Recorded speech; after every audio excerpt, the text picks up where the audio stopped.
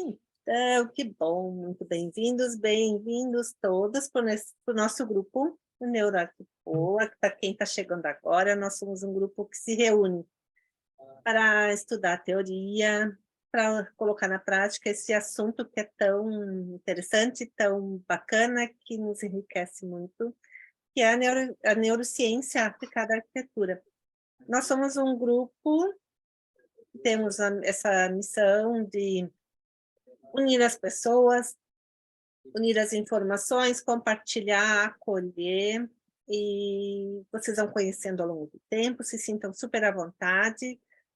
Uma vez por mês a gente traz um convidado e, paralelo a isso, a gente cria algumas ações onde a gente aplica o que a gente aprende, que todos os integrantes do grupo são convidados a participar, e aí vão se candidatando e vai seguindo paralelamente essas ações.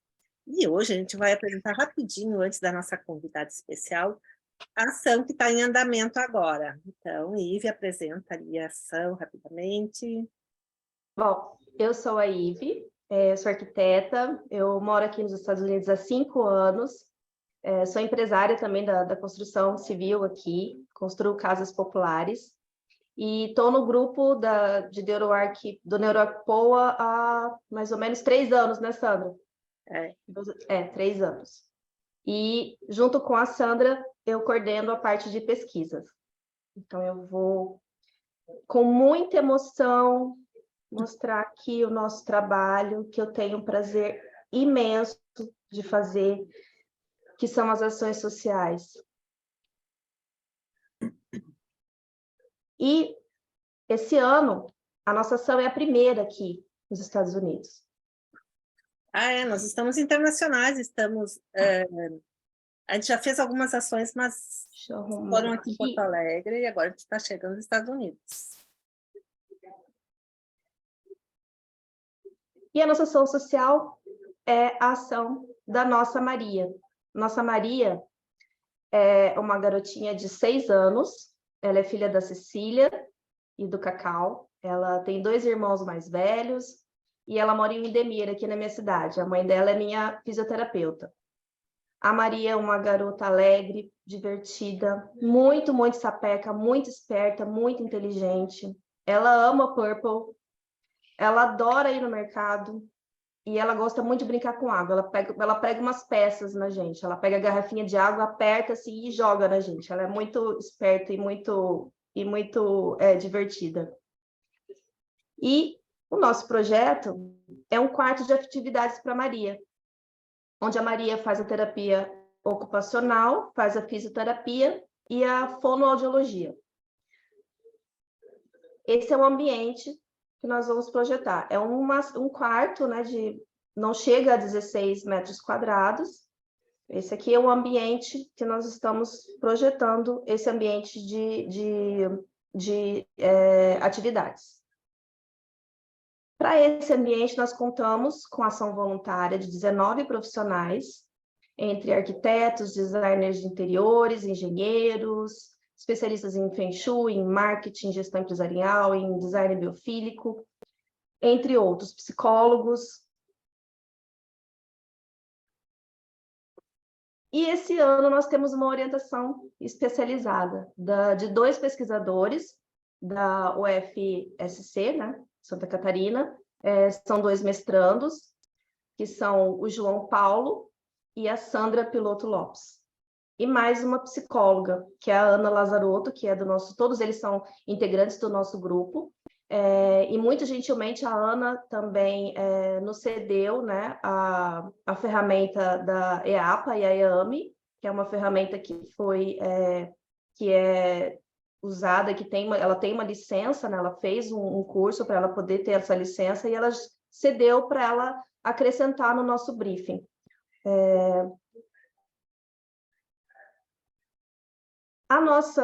Todo o nosso trabalho foi feito de pesquisa, né? Tiveram as etapas, né? E toda essa diagramação, toda essa parte de organização foi feita sob orientação, né, dos pesquisadores. Então, aqui tem toda a orientação que nós fomos seguindo. Eu vou passar porque depois vocês vão ter esse material para vocês olharem, né? Nós tivemos várias aulas com eles, assim, para a gente poder começar a pesquisa. E o que nós pesquisamos? Nós separamos em 4 etapas, né? Nós pesquisamos a síndrome, né? O que era, quais os tipos, que são vários tipos, é uma síndrome muito rara, então a gente tinha muito pouco material, a gente teve que pesquisar bastante, com foco no tipo A3A, que é a síndrome da Maria. Nós tivemos a segunda etapa, que é uma criação de relação, onde a gente buscou, como a gente tinha pouco material, né, sobre a São Filipe, a gente buscou em outras síndromes algumas similaridades que a gente pudesse ter algum material para utilizar. Na terceira etapa, nós pesquisamos a neuroarquitetura, né, a arquitetura do bem-estar, a promoção da saúde e o home care. Por quê? Porque a Maria, a síndrome dela, ela é uma síndrome terminal. Então, ao longo do período da idade dela, conforme os anos vão passando, ela vai tendo perdas, né? Perdas motoras, visuais, auditivas. Então, a gente já foi pensando em transformar esse quarto num quarto que pudesse ser, ao longo do tempo, seguindo as necessidades, né, as demandas da Maria. As estratégias, né? Nós estamos nessa etapa agora, que são as etapas das estratégias, né? Então, nós estamos pesquisando cores, sons, iluminação, pisos, revestimentos, a parte da biofilia, que na verdade vai ter que ser uma biofilia indireta, porque a gente não vai poder colocar nada que termo que eu vou usar? Natural. Verdadeiro, né? De natural. A gente vai ter que usar ou imagens, né? Ou algo do tipo. Os espaços sensoriais, né? E os equipamentos, né? Quanto aos equipamentos, como é uma casa que é alugada, nós tivemos a preocupação de não fazer nada rígido, nada que não pudesse ser desmontado. Então, todo o mobiliário da Maria está sendo projetado para ele ser, para depois, quando ela se mudar, ela puder levar, né? A gente tem também um desafio que a gente não pode também estar mexendo na estrutura, não podemos mexer em janelas, em portas, né? Então, assim, é um desafio bem grande. E futuramente a gente também está pensando em transformar esses mobiliários em algo que pudesse ser replicado para outras síndromes, né? Que outras crianças pudessem utilizar, né?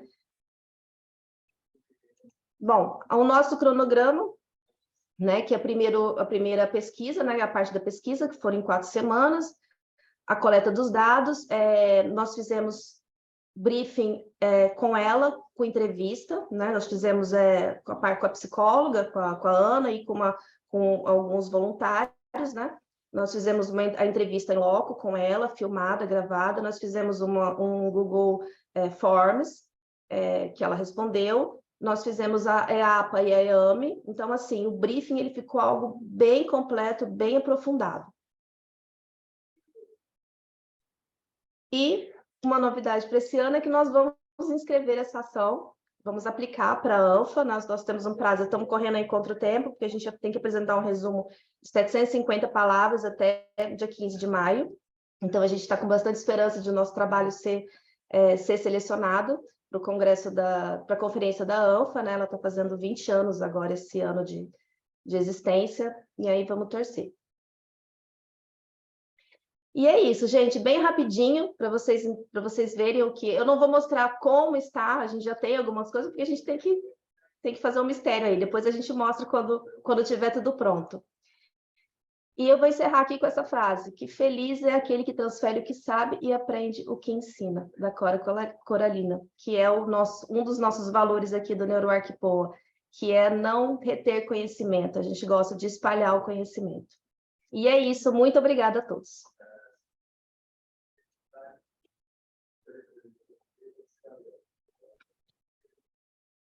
E agora é com você, Duda. Então tá, boa noite, pessoal. Posso começar a compartilhar minha tela? Pode. Só antes eu queria fazer uma Pode. coisinha e apresentar a Duda para quem está chegando, né? Se me permite. Sim. A Duda é a nossa companheira de grupo. Vocês vão ver que o nosso grupo, quem está chegando hoje, que tem pessoas incríveis, com coisas para compartilhar maravilhosas. E essa querida Duda, nossa colega, é arquiteta, mestre, pesquisadora e empresária com 20 anos de experiência em desenvolvimento e execução de projetos arquitetônicos para edifícios residenciais e comerciais com foco voltado ao mercado imobiliário. Então, ela sabe tudo do assunto, né? Docente, pós-graduada em neuroarquitetura pelo IPOG, especialização em saúde e conforto no ambiente construído, na Universidade de Tecnologia de Delphi, e mestre de arquitetura pela Universidade Federal do Rio Grande do Sul, e muito mais, que ela vai contar para a gente agora. Duda, bem-vinda, agora sim, a palavra é tua. Obrigada, Sandra, obrigada, grupo querido, eu estou super feliz de estar aqui para compartilhar esse trabalho com vocês. Eu fiquei, assim, muito honrada com o aceite da Sandra. Então, gente, como a Sandra falou, eu sou arquiteta, tá?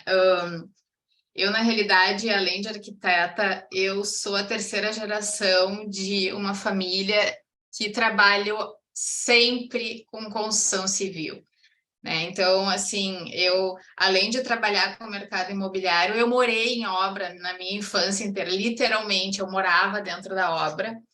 Então, é um ambiente que eu conheço bastante e que eu gosto, eu acho muito legal. A gente agora, antes de começar a gravação, a gente estava falando que o mercado imobiliário é aquele nicho da arquitetura que as pessoas ou amam ou criticam muito e não gostam, né? Porque tem gente até que diz que a arquitetura para o mercado imobiliário não é arquitetura, mas eu super discordo disso e eu acredito que o mercado imobiliário é capaz de fazer, sim, uma boa arquitetura. Então, dito isso, né, me apresentar um pouquinho para vocês entenderem, assim, toda a minha história, né, porque, da minha relação com o mercado imobiliário. Eu pensei que a gente poderia dividir essa apresentação em 3 grandes partes, mas eu não sei se vai dar tempo de falar tudo, porque eu acabo me empolgando um monte, até vou ligar o meu timer aqui, eu acabo me empolgando e às vezes a gente não consegue chegar até o final, mas não tem problema, assim, eu vou compartilhar como essa frase da Cora Coralina foi muito linda, assim, eu acho super legal quando a gente pode compartilhar o que a gente sabe e a gente faz isso com amor e alegria, assim, eu fico muito feliz de dividir com as pessoas a minha experiência. Então, se por acaso a gente não conseguir concluir essa apresentação, eu vou compartilhar no grupo e vocês não vão perder nada, tá? Então, assim, desde o final da minha graduação, eu segui estudando, tá? Diversas áreas, tá? Sempre pensando em amparar a minha atuação profissional no mercado imobiliário. Daí eu vou abrir um parênteses aqui para a gente entender o recorte que eu fiz, tá? Eu trabalho no mercado imobiliário para pequenas e médias incorporadoras. Então, o porte de empreendimento que a gente desenvolve aqui no escritório, ele vai até, no máximo, 5.500 metros quadrados. Então, são edifícios com uma escala que eu acho assim, muito amigável para a cidade, né? Não são prédios gigantescos, mas são edifícios multifamiliares, né? Não são residências, e a gente está bastante nichado nessas pequenas e médias incorporadoras, porque são empresas que normalmente não têm no seu corpo técnico um arquiteto. Então, a gente consegue prestar essa parceria para essas empresas de ponta a ponta do processo. Então, desde a escolha do terreno até a entrega dos imóveis, a gente consegue estar junto com eles. E isso enriquece muito o que a gente entrega para o cliente, porque a gente tem um retorno do cliente final, né? Então, a gente consegue unir as pontas do processo com toda a nossa atuação aqui dentro do escritório. Então, a minha dedicação de buscar especializações para atender esses clientes, ela sempre teve muito voltada para para esse objetivo, né? Então, para construção civil, para... Então, assim, eu estudei muito sustentabilidade ambiental, né? No momento que eu entendi que isso seria... não seria mais uma opção, mas, assim, seria uma condição, né? Para edificações. Eu estudo bastante psicologia ambiental, porque em função de que a gente tem uma predileção por edifícios residenciais, eu entendo que ambientes de longa permanência, eles merecem todo esse cuidado, né, do arquiteto, né, que o arquiteto veja aquele ambiente de longa permanência como um ambiente que realmente precisa se misturar com a nossa biologia, né? Então, tem um ambiente que tem que nos acolher. Então, a psicologia ambiental foi uma área que eu procurei desde o início da minha formação. Eu estudei bastante Feng Shui também, eu sei que a Sandra é super top das galáxias nisso, eu adoro Feng Shui, eu acho muito legal a abordagem. Então, realmente, assim, o tempo que eu dedico mais para estudos paralelo à atuação profissional, ele está ligado a todo esse estudo de pessoa e ambiente. Então, desde a psicologia ambiental, o design biofílico, da sustentabilidade, da saúde e do conforto no ambiente construído, até o design universal. E daí, eu conheci a aplicação da neurociência. E aí, a neurociência meio que foi uma cola para isso tudo, né? Assim, tudo que a gente faz no mercado imobiliário e na arquitetura como um todo, né? Tudo é para pessoas, né? É através de pessoas, é com pessoas e é para pessoas.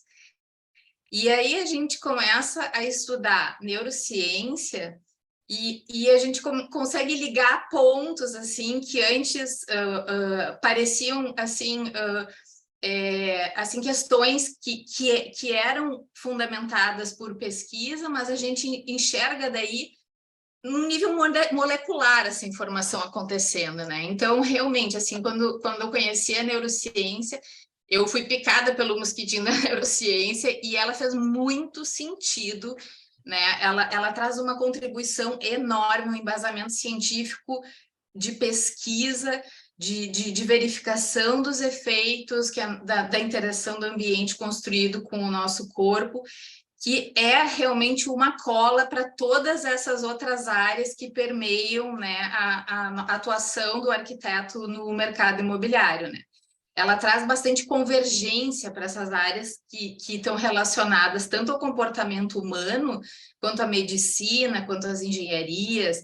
E isso possibilita uma abordagem holística da arquitetura para o mercado imobiliário e humaniza o processo, né? Essa conexão que a neurociência faz com as outras áreas, ela traz essa humanização, que é alguma coisa assim que faz o olho da gente brilhar, assim. A gente começa a acreditar mais no nosso trabalho, porque a gente compreende o benefício que a gente pode estar entregando com um projeto bem estruturado, né? Então é isso, a neurociência traz esse arcabouço de informações preciosa para a gente entender, né, de pessoas, e eu estou esquecendo de passar os slides aqui, mas vamos lá. E a gente, a partir desse momento que a gente entende mais de pessoas, a gente entende mais de projetos. Essa frase não é minha, essa frase é do professor Lori, mas eu amo essa frase, ele sabe disso, toda hora eu replico essa frase dele, porque ela está muito alinhada com o que eu penso. Quanto mais a gente entende de pessoas, mais a gente entende de projetos. Os nossos projetos ficam realmente melhor quando a gente consegue entregar e pensar nele com as pessoas em primeiro lugar, né? Então, hoje eu vou trazer para vocês o que a neurociência contribui para o meu trabalho em todas as etapas, tá? Esperando, claro, que a gente consiga chegar na etapa final, se eu não me empolgar demais com a minha fala, mas vamos começar, então, falando do mercado imobiliário e pesquisa científica, tá? Deixa eu tomar minha aguinha aqui. Por um bom tempo, não só aqui no Brasil, mas no mundo inteiro, tudo que era feito de pesquisa científica para o mercado imobiliário, que estava relacionado ao mercado imobiliário, estava muito ligado a pesquisas de engenharia, de tecnologia, de técnicas construtivas, ou pesquisas que falavam sobre a importância do mercado imobiliário na economia, ou no comportamento de consumo, também na grande área que é a economia. E hoje, a gente já sabe que é possível a gente falar em pesquisa do mercado imobiliário embasada no estudo da arquitetura que ele entrega. Tá? Então, existe bastante pesquisa já consistente nesse sentido, e eu acho que isso traz, assim, bastante valor, porque o que pode ser entregue como produto no mercado imobiliário, né? Então, assim, a primeira grande área que trouxe a arquitetura para dentro da pesquisa, junto com o mercado imobiliário, foi a área da engenharia ambiental, né? O impacto, desculpa, gente, o impacto ambiental causado por toda a cadeia produtiva que envolve o mercado imobiliário, ele mobiliza grandes esforços realmente, né, para tentar minimizar os efeitos ambientais ou até, muitas vezes, reverter, né? Hoje a gente está falando até de pesquisas de construções net positivos, sabe? A gente inverte o prejuízo e acaba trazendo com a construção até um benefício, né, para o ambiente. Logo, apesar de que hoje eu vejo a sustentabilidade na construção como uma condição e não mais como uma opção, eu ainda acho que, por exemplo, na graduação, ela é super pouco explorada, assim, não é explorada com a importância que ela mereceria, né? Então, né, abrindo um parênteses, mas assim, depois da sustentabilidade, a saúde, ela também passou a entender o espaço construído como um coadjuvante na recuperação de pacientes e de pessoas doentes e na manutenção da qualidade de vida das pessoas. Então, hoje, a gente já pode afirmar que a arquitetura também é uma questão de saúde pública. Por isso, ela merece também um olhar científico, né? Então, a arquitetura para o mercado imobiliário, por ser uma arquitetura de ambientes de longa permanência, ela também já merece esse olhar científico, baseado na influência que esses ambientes têm na saúde do ser humano. Então, assim, mais recentemente, óbvio, a gente vê a nossa querida neurociência, que mostra que a aplicação de pesquisa no projeto, ela melhora muito a qualidade dos ambientes que são projetados.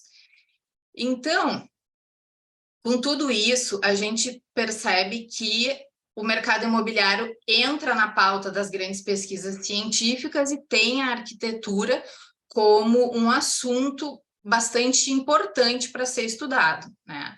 Então, a gente já sabe que não existe ambiente neutro, né? Todo mundo...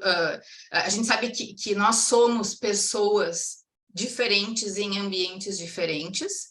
Então, a gente não precisa estudar psicologia ambiental ou neurociência para entender que a composição de determinado lugar, ela é uma coadjuvante na modulação do nosso comportamento, né? Eu não vou me comportar da mesma forma se eu estiver numa igreja, ou se eu estiver num shopping, ou se eu estiver numa festa. Eu sou a mesma pessoa, mas cada ambiente, ele acaba influenciando a modulação do meu comportamento, né? Então, a neurociência, ela é capaz de explicar como a gente percebe o mundo ao nosso redor, como a gente se movimenta e interage com o meio, né? O ambiente físico, ele é capaz de afetar a nossa saúde, ele é capaz de afetar a nossa cognição, o nosso humor, a nossa produtividade, a nossa criatividade e a nossa capacidade de resolver problemas, né?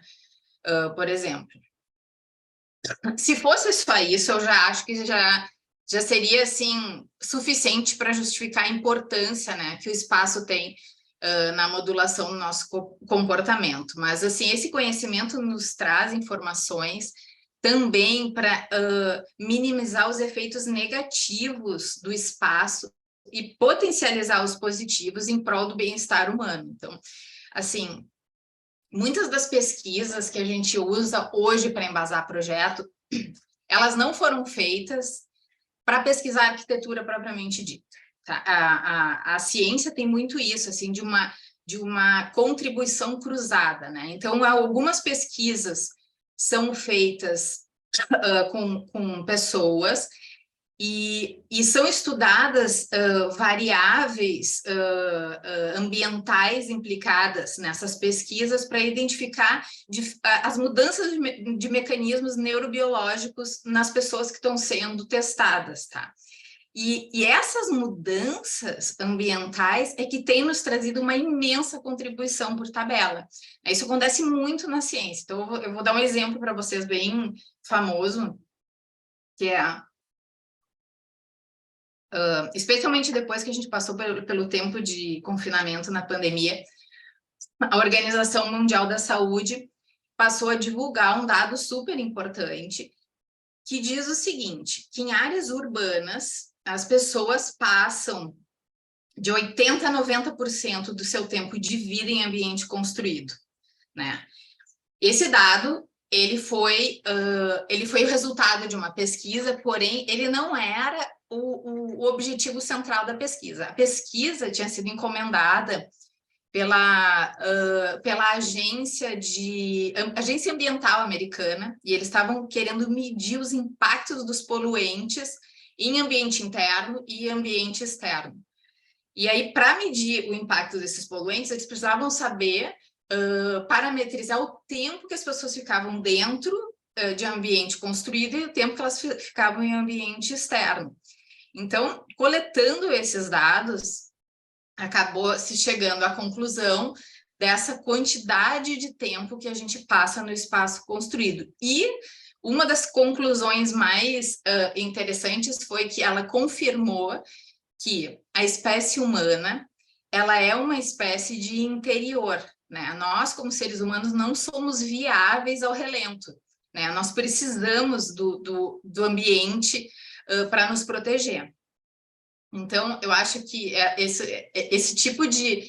a gente analisar as pesquisas que são feitas com outros fins e que acabam por trazer informações muito significativas para a nossa atuação é muito interessante também.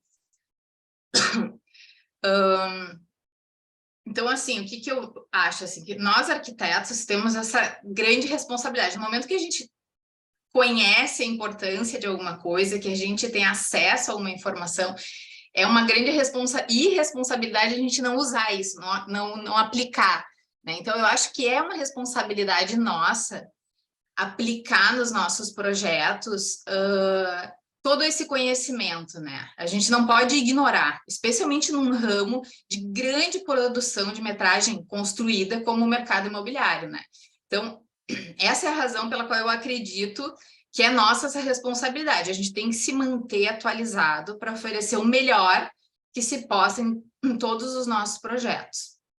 E aí, eu acho importante a gente falar que, embora o meu nicho de mercado seja, o meu nicho de atuação de mercado seja, assim, edifícios, eu diria até classe média, média alta, eu enumerei critérios que eles por si só, eles qualificariam qualquer tipo de arquitetura, desde arquitetura social até alto luxo, sem a gente ter um incremento de orçamentário nisso. A gente só está falando de questões que podem ser definidas em projeto, né? Então, aqui eu listei 4 pré-requisitos que, para mim, estão no topo da lista, tá? De prioridades projetuais em tudo que toca a experiência do usuário no ambiente construído e as informações que a neurociência já nos trouxe sobre essa interação que a gente tem com o ambiente. Então, número 1 é a qualidade do ar interno. Então, assim, o ar que a gente respira no ambiente construído, ele tem uma influência enorme em todo na nossa homeostase, né? No nosso estado de saúde, né?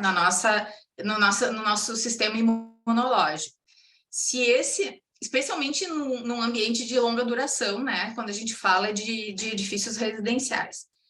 Se esse ar é de baixa qualidade, eu posso ter o que a Organização Mundial da Saúde chama de síndrome do edifício doente. A síndrome do edifício doente é hoje apontada pela OMS como a 10ª causa de doenças graves nos humanos. Ou seja, a gente tem um problema muito sério para resolver em relação à qualidade do que a gente tem já hoje de ambiente construído. Então, a qualidade do ar interno é muito importante para a gente evitar dor de cabeça. Assim, quando a gente tem um ar que é pesado, que está contaminado, que tem muito composto orgânico volátil, a gente pode ter dor de cabeça, a gente pode ter garganta seca, a gente pode ter irritação nos olhos, coriza no nariz, até coisas bem mais graves, né? Como ataque de asma, a gente pode ter intoxicação por bactéria, contaminação por radônio, enfim, por monóxido de carbono, por uma série de contaminantes que tem no espaço, que quando não são controlados por ventilação adequada, iluminação natural adequada, ou até artificial, mas bem projetada, e também por uma boa manutenção, a gente realmente pode vir a desenvolver doenças causadas por esse ambiente doente que a gente está habitando. Então, a OMS aponta a qualidade do ar interno como, assim, a maior causadora de prejuízos para a saúde no que ela relaciona à síndrome do edifício doente. Então, como é que a gente resolve isso em projeto, né? Quais são estratégias de projeto que a gente usa para garantir qualidade do ar interno? Assim, é um problema que pode ser resolvido com um bom projeto de ventilação natural ou forçada, mas aqui, como a gente não está buscando assim, soluções mirabolantes, a gente está falando assim, de arquitetura viável, né? Eu acho que a gente pensar em ventilação cruzada, a gente olhar como funciona a posição da implantação do prédio para garantir uma boa iluminação nos ambientes, tudo isso é fundamental. E uma coisa assim, ó, essencial, como a qualidade do ar interno, ela também depende muito da manutenção que a gente dá para esses ambientes, a gente tem que projetar o ambiente pensando que eles têm que ter uma manutenção fácil, porque se a gente não se preocupar com isso desde a etapa de projeto, a gente não vai produzir uma arquitetura que vai envelhecer bem. E uma arquitetura que não envelhece bem é uma arquitetura que falhou.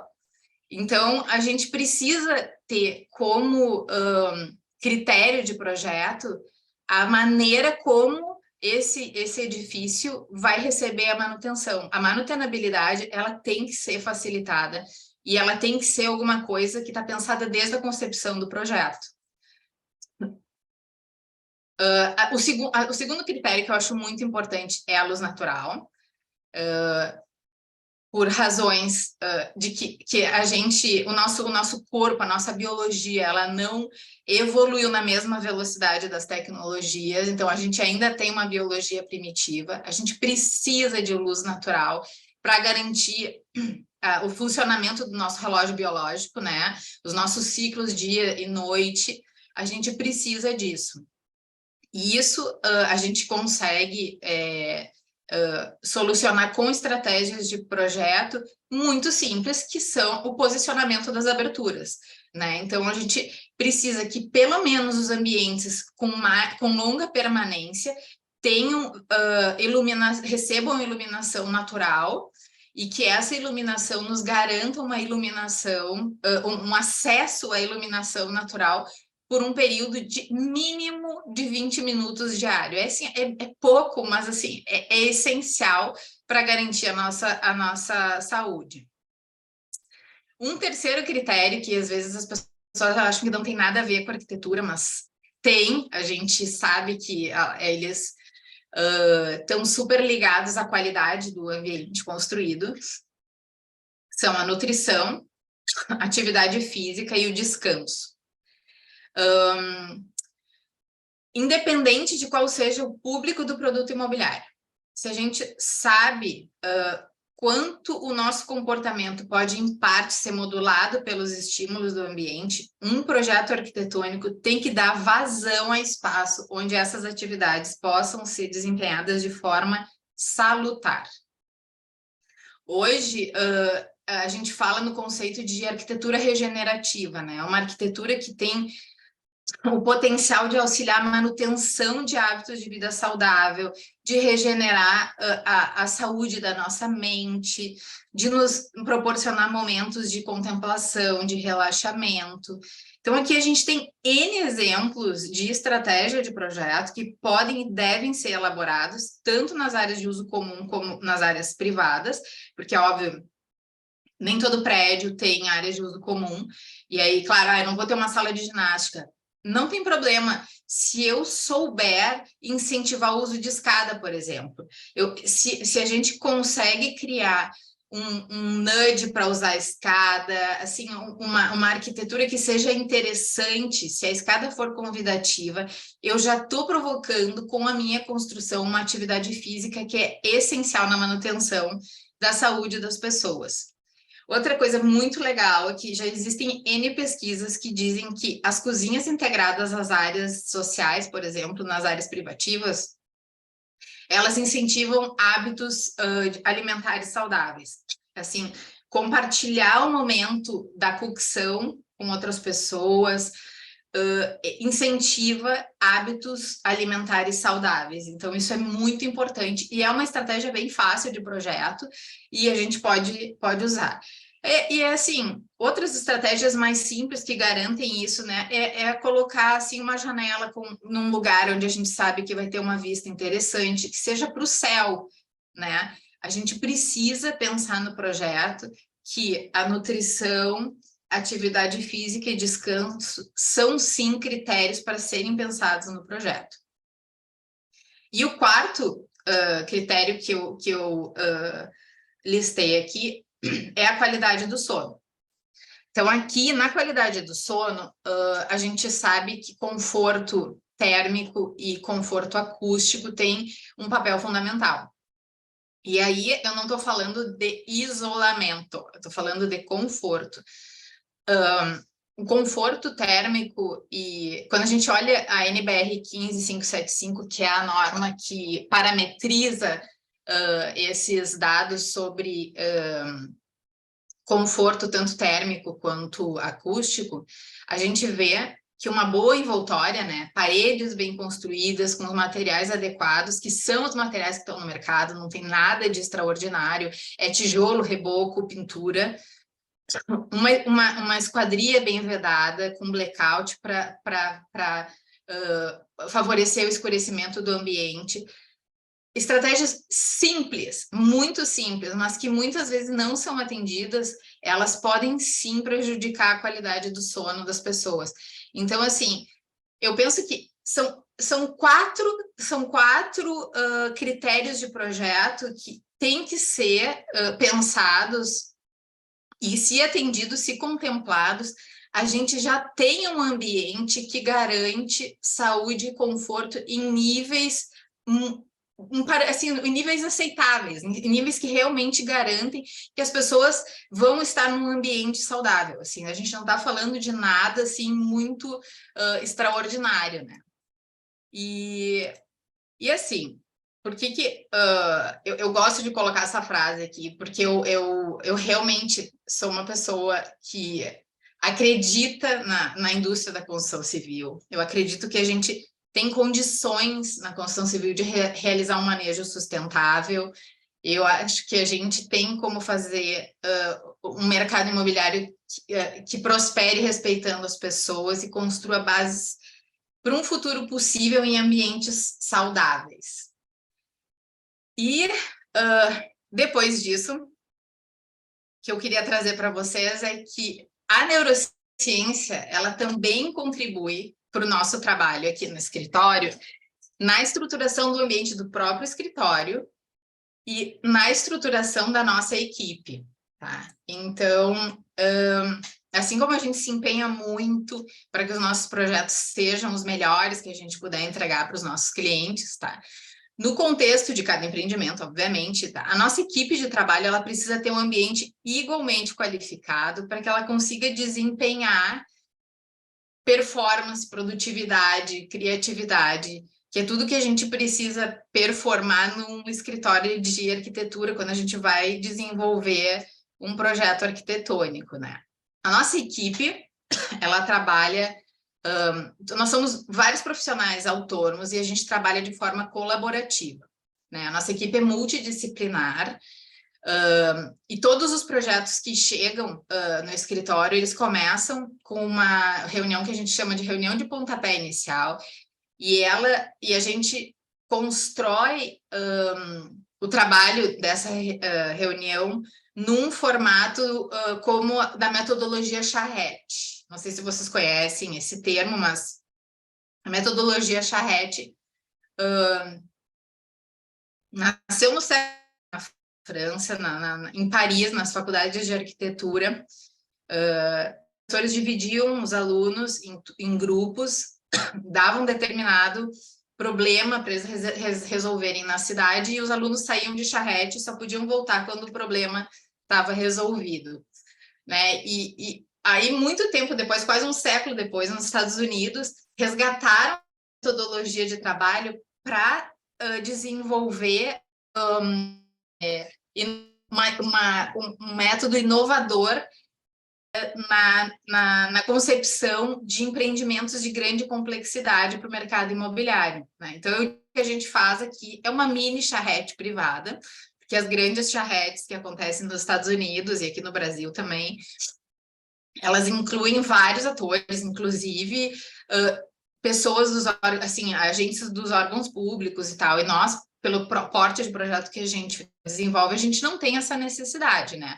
Então, a gente tem aqui, na nossa primeira reunião, a gente reúne os tomadores de decisão, né? Então, a gente está trabalhando com arquitetos, engenheiros, incorporadores, os investidores, os agentes de venda, e é um momento, então, que a gente começa a tratar do projeto em termos assim, de definição do local, do público e do conceito.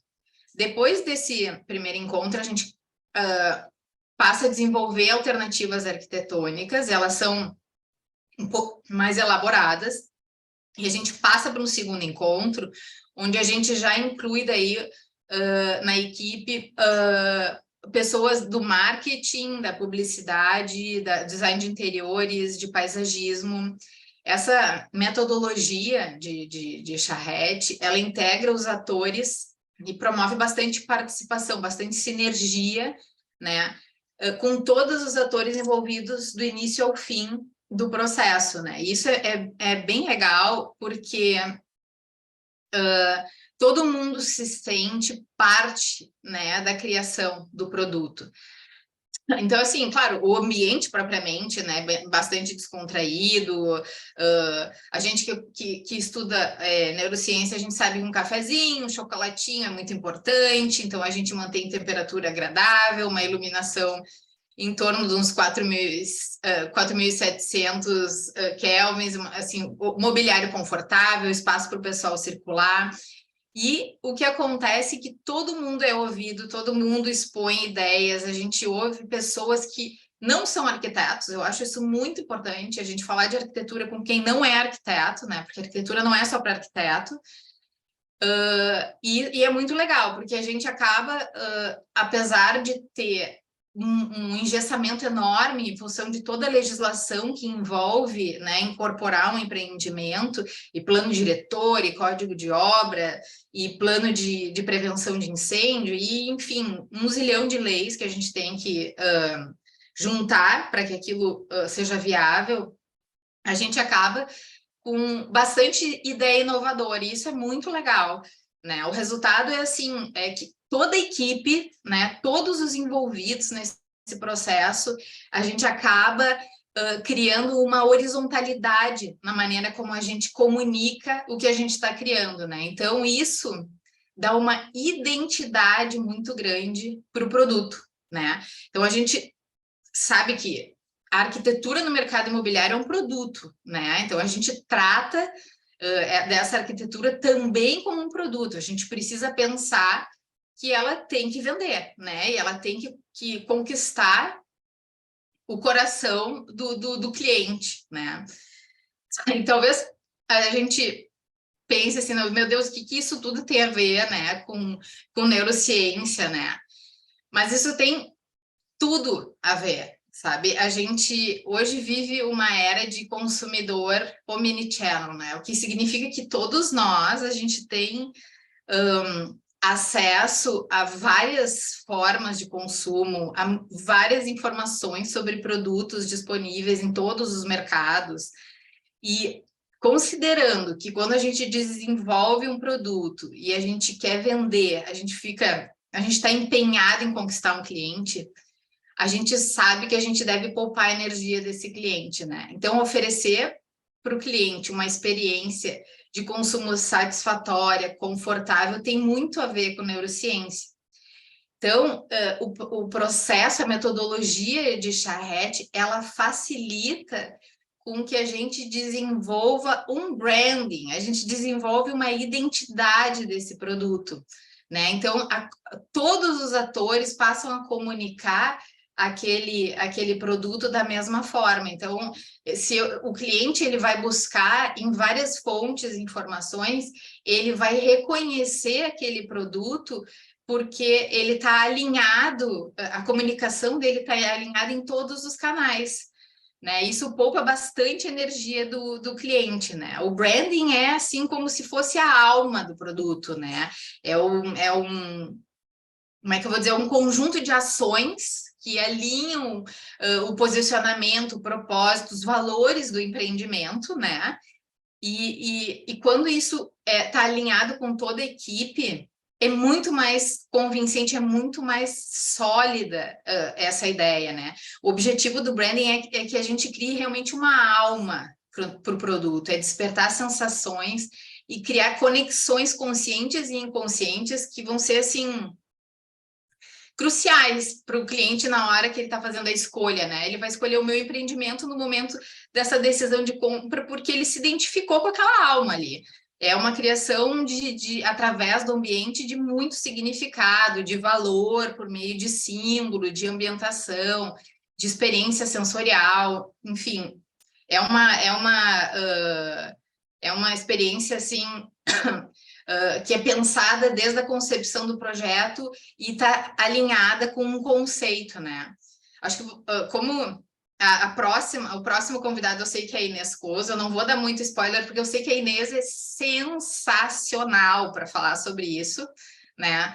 Então, assim, mas ela vai falar sobre essa emotização, né, da criação, né, dessa maneira como a gente se emociona e passa a se identificar com algo, né? Eu sei que a Inês certamente vai falar sobre isso, eu não vou dar muito spoiler, né? Mas, assim, eu trouxe essa frase do Seth Godin, que ele é um cara que é muito influente no mundo dos negócios nos Estados Unidos, principalmente de grandes incorporadoras. E ele foi CEO de empresa de marketing enorme, e ele fala... essa frase dele eu acho muito legal, mas eu sempre penso, onde ele fala a palavra marca, eu penso em empreendimento, tá? Então, eu vou ler assim, olha... O empreendimento é um conjunto de expectativas, de memórias, de histórias e relacionamentos que juntos são responsáveis por fazer o consumidor escolher um produto ou serviço em vez de outro. Então, de todos dessa minha vida na construção civil, dessa minha vida no mercado imobiliário, esses 20 anos trabalhando, assim, eu posso dizer para vocês que essa metodologia humanizada, sabe? Quando a gente humaniza esse processo e a gente junta as pontas, isso tudo é mãe de bons resultados, é mãe de edifício com qualidade, de cliente satisfeito, de gente morando em edifício e feliz, sabe? Isso é muito importante, né? Bom, então, com isso tudo, a gente já consegue ter uma ideia de como a neuroarquitetura já vem, os conhecimentos, né, da neurociência já vem embarcada nessa ideação do projeto, né? Então, mais uma vez, eu vou dizer que eu acho que cabe a nós, arquitetos, embarcar todo esse conhecimento, né, essas soluções nos nossos projetos. A gente acaba tendo que dar conta de muita coisa, mas, assim, tem uma... Quando a gente coloca na balança todas essas responsabilidades que a gente tem como arquiteto, e quando a gente produz um edifício, tem uma coisa que pesa muito nessa balança, e que, para mim, ela está sempre no horizonte, assim, de todas as minhas decisões, tá? E essa coisa se chama legado. Eu sempre digo isso, quem já me ouviu falar, ela fala, Bado, deu uma chata, que ela sempre fala de legado, mas, assim, legado é chave, assim. Eu penso que todos os edifícios que a gente faz, eles vão ficar aqui para além da nossa existência, sabe? Então, assim, é uma responsabilidade muito grande, né? A gente constrói no mercado imobiliário, a gente consolida legado.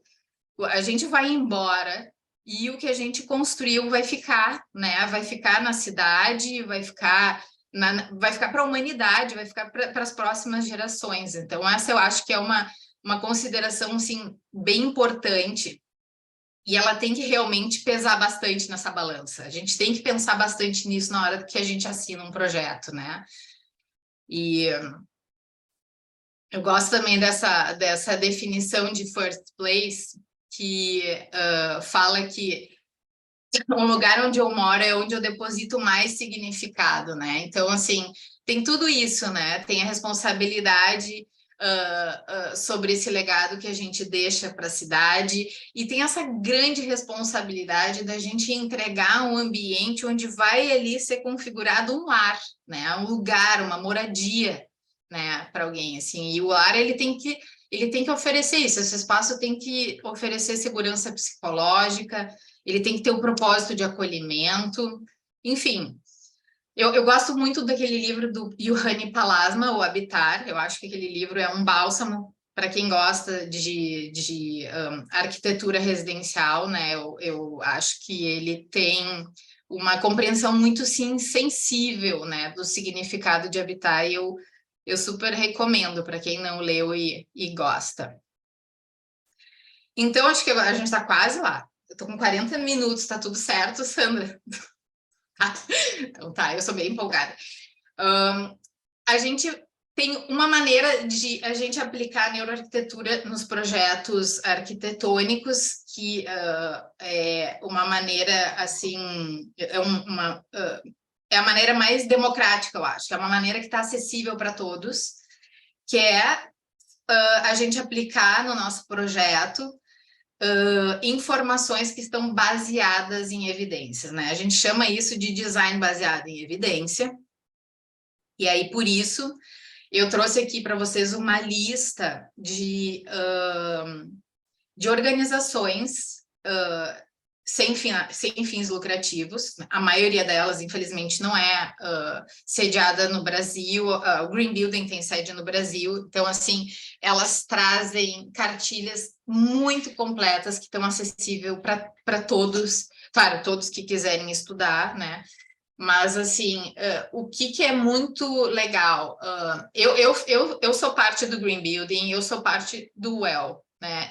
No WELL eu trabalho como conselheira, então eu posso garantir para vocês que todo pesquisador que está envolvido nessas instituições, ele tem, assim, uma dedicação e um senso de responsabilidade muito grande. Então, tem muita pesquisa que serve para embasar as cartilhas dessas organizações. Essas organizações, elas são organizações certificadoras de edifícios com sustentabilidade e muitas delas ainda também têm essa abordagem holística, né, de olhar para o bem-estar mental, né? Inclusive, a minha atuação no Well, eu sou conselheira no Mind, que é justamente o que a gente estuda, é o bem-estar emocional das pessoas no ambiente construído. Mas por que eu trago isso aqui? Vocês podem até pensar, mas será que que eu, Duda, considero essencial certificar um edifício? Aí a minha resposta vai ser não. Eu não acho essencial certificar um edifício porque é caro. Mas eu acho essencial que nós que trabalhamos com arquitetura e projetamos esses edifícios, é essencial que a gente conheça tudo que dá condições para um edifício ser certificável. Para um edifício ser certificável é o que mais importa. Ele não precisa ter uma certificação, mas ele precisa ser certificável, porque se ele for certificável, ele está atendendo critérios que estão embasados em evidências científicas. E essas evidências, elas nos trazem assim, um arcabouço de informações e tão completas que a gente pode dormir tranquilo, sabe? A gente sabe que a gente realmente fez uma entrega do melhor que a gente podia, né? Dentre essa lista aqui, que acabou ficando meio grande, eu fui lembrando de algumas coisas e pensei, não, eu vou colocar o que eu acho mais importante, mas assim, olha, o Green Building, todas elas têm a sustentabilidade como assim, a base, né, da pirâmide de importância dos critérios de avaliação. Mas todas elas, as que não são brasileiras, que aqui nessa lista acho que a única que é brasileira é a NBR mesmo, elas estão a maioria em inglês, ou no caso do Aqua, ela está em francês, elas precisam de uma tradução, e não só uma tradução linguística, quando a gente traduz pesquisa e a gente traduz critérios de construção, a gente tem que dar uma tradução para a nossa realidade de métodos construtivos, para a nossa realidade de geografia, para a nossa realidade cultural, né? A gente precisa dessa tradução também. Então, nenhuma dessas certificações, e eu vou dizer para vocês que nem a NBR, eu digo assim, olha, que ela assim, ela está completa de ponta a ponta para o que a gente faz aqui no Brasil, tá? Então, eu uso um pouco de cada uma, porque eu acho que elas acabam se complementando e algumas coisas realmente não são viáveis no Brasil. Mas o Green Building, ele tem, no GBC Life, uma cartilha super fácil, super acessível, ela está em português, ela já é adequada para a nossa cultura, e eu diria que se fosse para conhecer uma dessas, além da NBR, que é portuguesa, aí todo mundo tem que conhecer, né? Eu iria atrás do GBC Life, porque realmente é super acessível, o conhecimento é super acessível mesmo. As outras têm N contribuições, né? Para quem quiser, assim, se aprofundar no assunto, aproveitem essa lista, assim, o material todo é disponibilizado online, é tudo gratuito, a pesquisa está lá para vocês usarem, assim, vale bastante a gente ir atrás dessas informações, porque realmente embarca muita qualidade aos projetos, a arquitetura que a gente está entregando e o legado que a gente está deixando, né, nas nossas cidades. A gente já está em 46 minutos, então eu ia apresentar um projeto, mas eu vou pular o projeto, porque eu vou passar para o uso de biosensores e wearables, que eu acho que é rapidinho, mas eu acho que o pessoal vai gostar. Então assim, a segunda aplicação direta da neuroarquitetura em projetos arquitetônicos, ela pode se dar através de pesquisa com o usuário, né? Então, isso acontece com o uso de biosensores e wearables, que são equipamentos usados para pesquisa em pessoas de monitoramento. eles reconhecem reações biológicas, medindo variações em marcadores biométricos, assim como a temperatura, a pressão sanguínea, os nossos movimentos, né, sinestesia, batimento cardíaco, oxigenação, estímulo elétrico, né, do nosso córtex, movimento óptico. Então, quando medidos e associados a softwares, as pessoas, os voluntários que estão usando esse equipamento frente, por exemplo, a um estímulo visual, uma perspectiva, por exemplo, de um empreendimento, perspectiva da fachada, a gente consegue monitorar e fazer não sozinhos, né? A gente precisa de uma equipe multidisciplinar para isso, né? Um neurocientista, psicólogo, enfim. A gente consegue entender, fazer a leitura de algumas variações biológicas durante a exposição a esse estímulo, né? Então, é um conceito de monitoramento de efeito causado no organismo. Isso pode, claro, a gente pode estudar estímulos ambientais isolados, por exemplo, o som. A gente pode testar só os aromas, por exemplo, a gente pode fazer som e aroma, a gente pode fazer as imagens, a gente pode usar a realidade aumentada, né, no metaverso, com o uso de óculos de realidade virtual. A gente pode fazer o uso do Face Reader, que é bem legal, que faz um mapeamento, né, dos nossos pontos na face, e ele capta, assim, ele faz a leitura, interpreta algumas emoções, né? É bem interessante os softwares que estão ligados a eles conseguem detectar emoções tipo como raiva, medo, repulsa, felicidade, vergonha, enfim. É bem interessante. O eletroencefalograma, que é esse que capta os estímulos elétricos no córtex, ele é bem interessante. Ele precisa de um software, né, de um neurocientista para a gente conseguir analisar os resultados, mas ele obtém resultados relativos ao foco, à cognição, à emoção frente àquele estímulo. O eye tracking é bem legal, é bem usado também no próprio neuromarketing, né? Para estudo de propaganda e tal. Ele cria um mapa de calor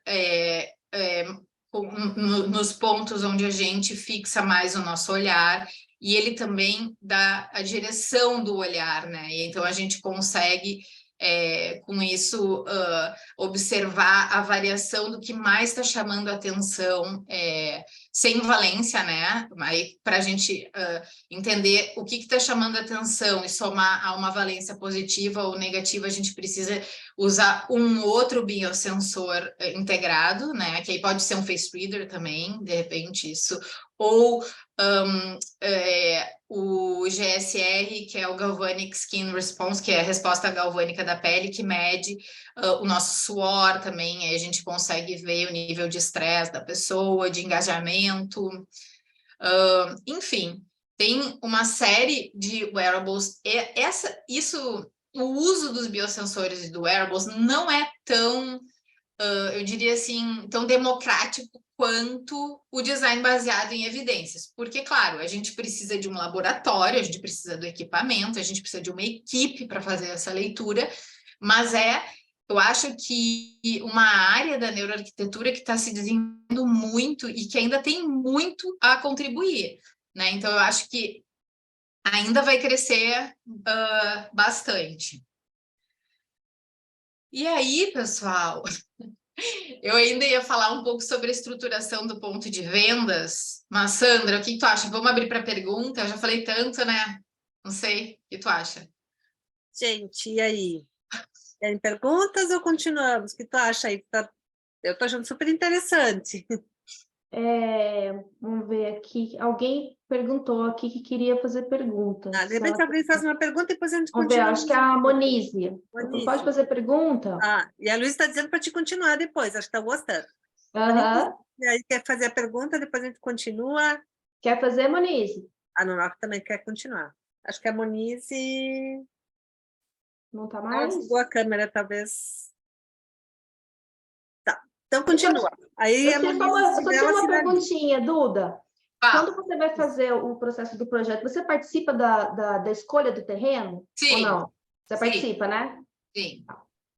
Tudo, da pesquisa, assim, da busca pelo terreno até a entrega da chave. A gente participa de todas Legal. as etapas. Bom, mais alguma pergunta ou eu sigo? Alguém quer fazer uma perguntinha? Abre o microfone e pede, senão ela segue. 1, 2, 3... Acho que ninguém abriu. Segue. Segue que estão gostando. Então tá, bom.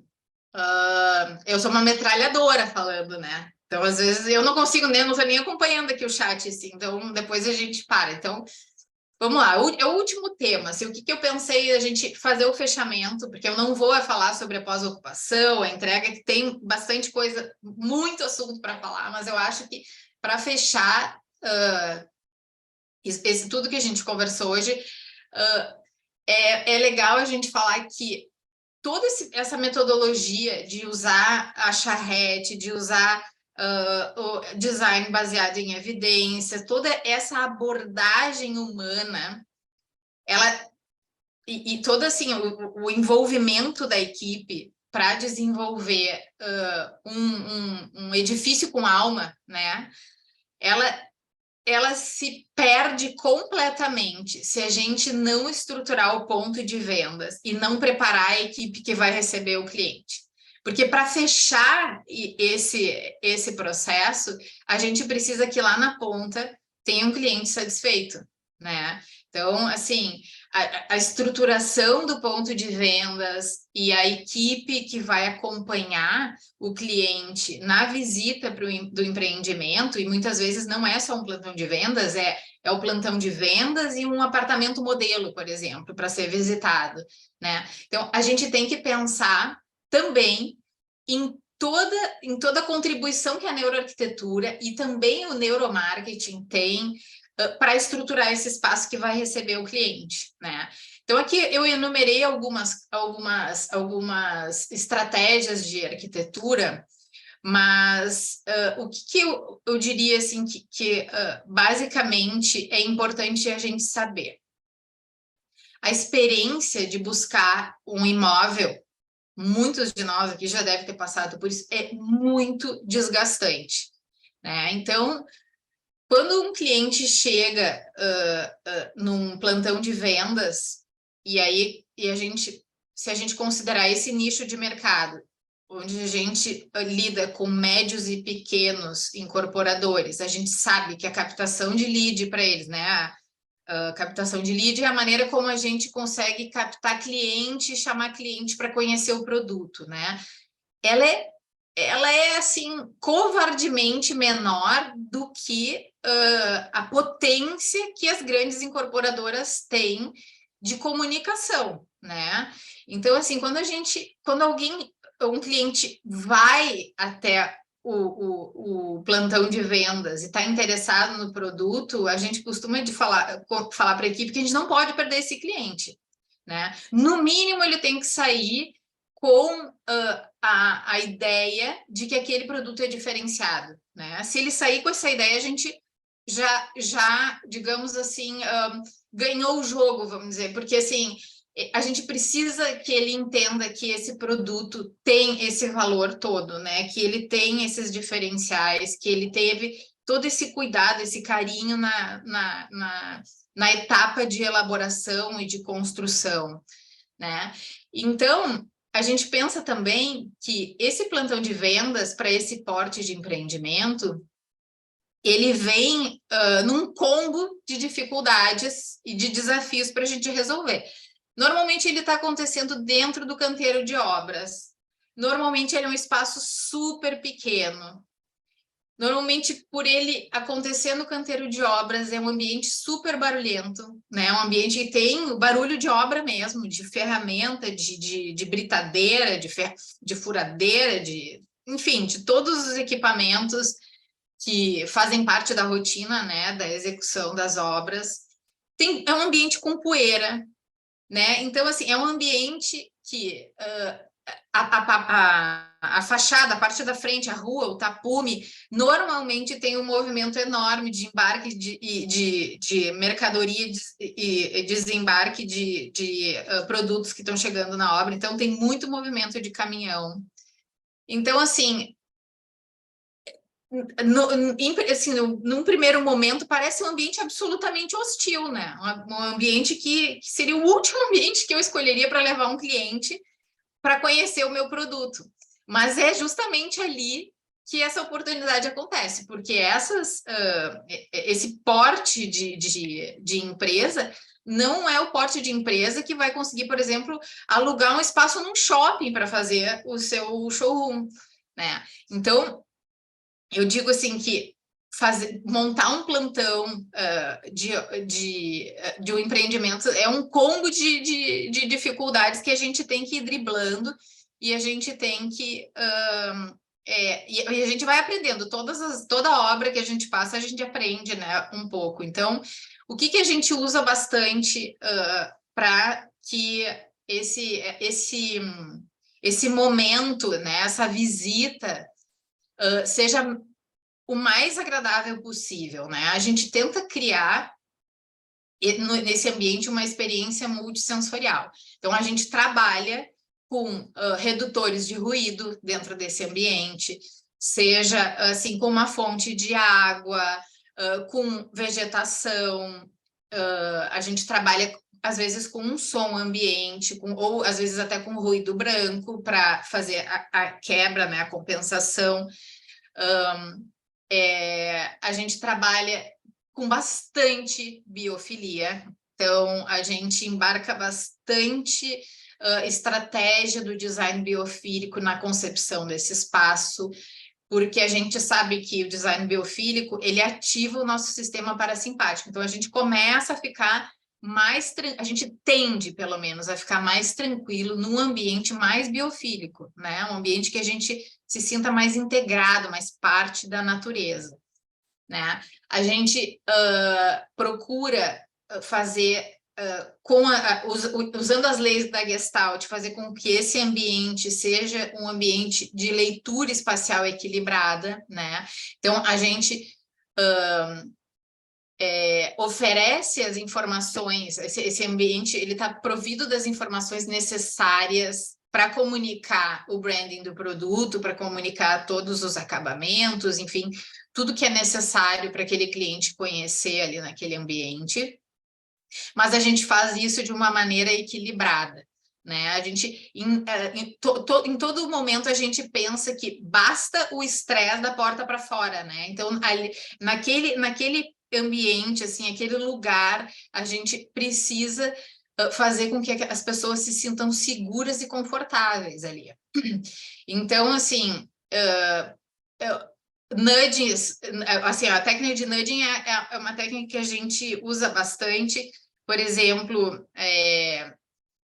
a gente usa QR Codes, às vezes, para comunicar alguns diferenciais. Então, em alguns lugares do plantão de vendas, a gente coloca um QR Code, a gente oferece sempre um tablet, o cliente pode apontar para aquele QR Code e aquilo é para ele, assim, uma opção, né? Então, assim, o nudge, ele é sempre uma opção, né? Então, se ele tá realmente interessado em se aprofundar nas informações do empreendimento, ele consegue fazer essa leitura através do QR Code, aí ele acessa outras imagens, mais informações sobre os materiais, sobre os acabamentos, e até mesmo sobre critérios de projeto, né, que foram empregados e tal. Se ele não quiser, se aquela experiência ali para ele for suficiente, ele não precisa. Então, a gente não estressa ele com esse excesso de informações. O wayfinding é essencial, porque a gente sabe que num canteiro de obras, o terreno é irregular, né? Então, a gente precisa fazer com que apesar daquele desconforto, ele não se sinta perdido ali onde ele está transitando. Então, ele compreenda que qual é o recinto, que é o plantão de vendas, se tiver um percurso entre o plantão de vendas e o apartamento modelo, que ele esteja bem sinalizado. Isso também é muito importante, porque quando existe um percurso entre plantão de vendas e apartamento decorado, esse percurso é no meio do caos da obra, né? E então o que a gente pensa bastante é que o arquiteto ele também pode ajudar a organizar o ambiente da obra, né? Então a gente acaba se envolvendo também no ambiente da obra, e a gente faz com que aquele ambiente seja o mais organizado possível, o mais limpo possível e o mais seguro possível, bem sinalizado, né? Então a gente interfere também nesse percurso para que esse percurso ofereça a maior segurança possível para aquela situação ali que o cliente está tendo que transitar dentro de um canteiro de obras. E a prosêmica, que a maneira como a gente aproxima ou afasta as pessoas, ela é muito importante quando a gente faz a concepção de um espaço um espaço de comercial, né? Em que o produto que está sendo comercializado ele tem um valor alto, né? Então a gente sabe que, óbvio, a nossa casa normalmente é o nosso, digamos, o nosso bem de consumo de maior valor financeiro. Então, assim, realmente, alguma coisa cara. Então, a prosêmica é muito importante ser levada em consideração, porque as pessoas precisam de espaço, elas precisam elas não querem se sentir invadidas e nem pressionadas.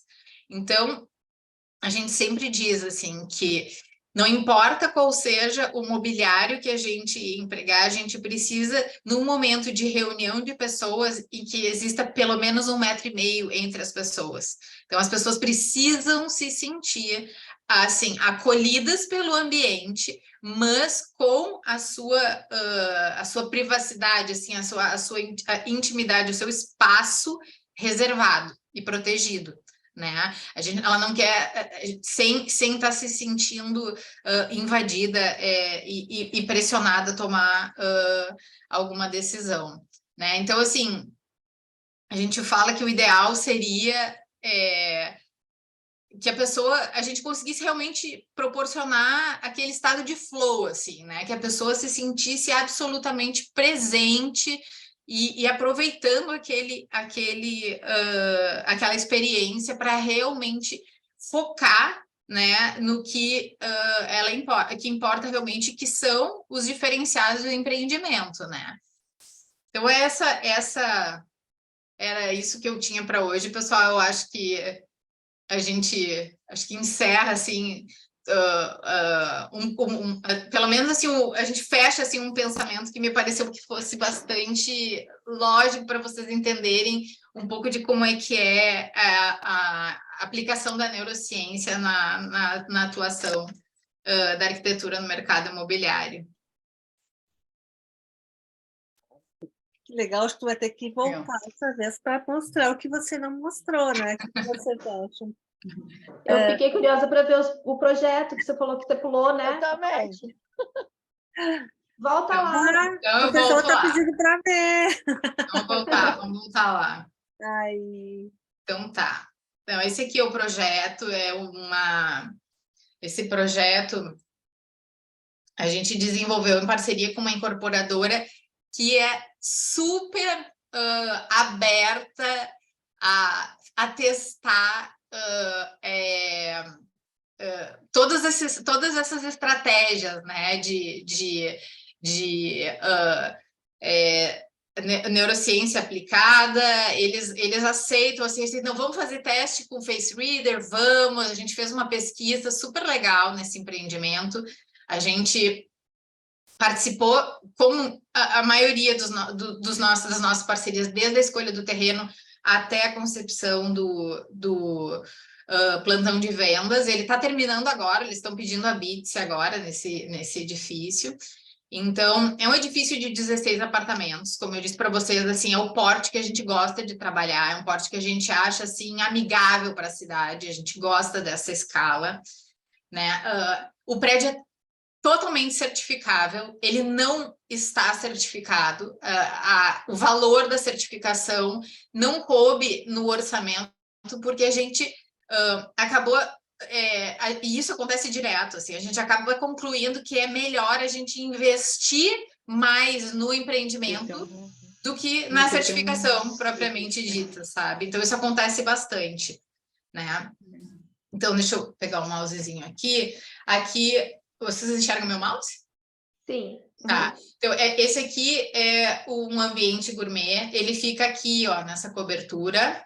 Então, tem uma vista super bonita para a cidade. Todas essas floreiras, elas são com uma vegetação nativa. A gente fez elas com o biólogo que trabalha com a gente. Ele fez uma seleção de ervas aromáticas, de chás nativos. Então, assim, já está enorme essa vegetação lá. Tem, assim, um aroma delicioso. A gente fica com essas janelas abertas. É super legal, assim, dá para colher, tem boldo, tem camomila, tem bastante ervas, assim, é bem legal. A gente tem um espaço de atividades infantil, assim, indoor, né? Porque Porto Alegre, a gente tem metade do ano com um tempo, assim, bem... um clima bem hostil, né? Para ir para uma praça com criança e tal. Então, a gente acaba, quando tem espaço no empreendimento, fazendo uma brinquedoteca. Então, a gente fez esse projeto em parceria com um escritório que trabalha bastante com a gente de interiores, que é a Butiá. A gente criou esse ambiente bem biofílico para as crianças, ficou super legal. Eu acabei não trazendo as fotos do projeto, porque eu ainda não tirei foto com um fotógrafo, mas vou fazer isso. Mas ficou muito, muito fiel às perspectivas, né? Então, ficou super legal. A gente ele tem um espaço para meditação e yoga também. São tudo, assim, a gente encaixa, assim, sobrou um espaço, vamos fazer um espaço de arquitetura regenerativa. A gente precisa, vamos fazer um espaço para meditação, um espaço para a pessoa fazer yoga. Então, a gente aproveita todos os cantinhos e a gente vai complementando o projeto com essas, assim, com essas estratégias, né, de bem-estar. Os apartamentos, todos eles têm essa floreira, né, bem grande, assim, a floreira, ela ocupa 5% da área horizontal, né, da planta do apartamento, né, então isso nos critérios do que a gente precisa incluir de relação com a natureza, a gente supera esse critério, então elas são, digamos, até floreiras grandes em relação ao que os critérios das certificações pedem. A gente tem todo esse canto que se abre para uma vista super legal, isso fica, não sei, para quem conhece Porto Alegre, fica no bairro Montserrat, que é um bairro alto, né, então ficou uma vista bem legal. É um bairro bem legal. Então, assim, aqui, o que eu faço normalmente? Quando eu apresento o projeto para o cliente, a gente começa a trazer as pesquisas que a gente usa, né? Então, assim, aqui a gente trouxe essa pesquisa que mostra a importância da iluminação natural nos ambientes de longa permanência. Então, a gente vai educando também o cliente para que ele entenda essa importância, né? Então, claro, porque assim, para tu convencer um cliente de uma incorporadora de médio e pequeno porte, que ele precisa botar uma janela gigante na sala, porque ele vai incorporar muito valor de bem-estar, a gente precisa ter, assim, argumento, né? Então, assim, isso tudo é bastante importante, assim, que a gente consiga trazer argumentos e embasar bastante a nossa comunicação sobre o projeto, né?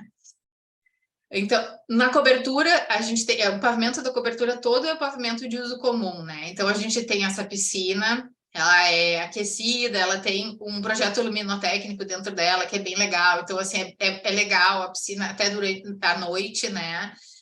Tem esse tacho de lareira externa também, que fica bem legal. Tem esse espaço à vista, é super bonita. Toda a borda desse pavimento, ela é vegetada.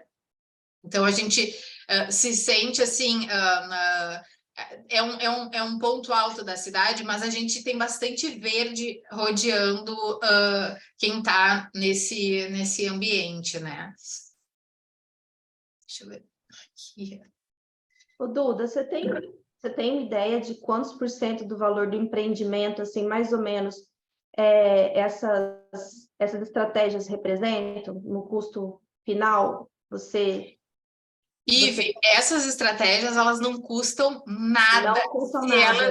Elas não custam nada se elas são incorporadas dentro do projeto. O problema que a gente tem com esse mito da certificação ser cara é que as pessoas projetam, executam e depois elas querem certificar. Daí, para certificar, tu tem que mudar muita coisa, né? E aí acaba realmente carecendo, porque tudo que tudo que a gente for incorporar de técnica para sustentabilidade, ela já começa, senão a gente chama isso tudo de greenwash, né? Então é uma maquiagem verde. Não pensa a sustentabilidade da arquitetura desde a concepção do projeto. Na realidade, isso começa com a escolha do terreno hoje, né? Então, a gente não pode falar... Eu te perguntei, porque isso facilita muito, né, com a escolha do terreno. Muito, assim, a gente já, primeiro, edificar terrenos que já têm uma infraestrutura urbana consolidada. Isso é um item que pontua, né, na certificação, né? Porque a gente não está aumentando o perímetro urbano, a gente não está forçando um aumento de infraestrutura, né? Então, a gente projeta proporcional ao que a infraestrutura local ela já comporta, né? A gente busca lugares na cidade que as pessoas possam ter uma vida a pé. Esse prédio, ele tem bike sharing, então a gente tem junto do estacionamento, uma estação de bicicletas compartilhadas, né? E essa incorporadora, eles são super engajados, assim, com essas coisas, eles adoram essas ideias, assim, e eles, assim, acreditam, sabe, nisso. Então, é um lugar que tu pode ter uma vida toda a pé, tu não precisa realmente de carro, sabe? Então, assim, isso tudo conta desde a escolha do terreno, entende? Então, assim, estratégias de sustentabilidade, elas não custam nada a mais. Quando o Green Building veio para o Brasil, quando eu entrei para o Green Building, era 2008, né?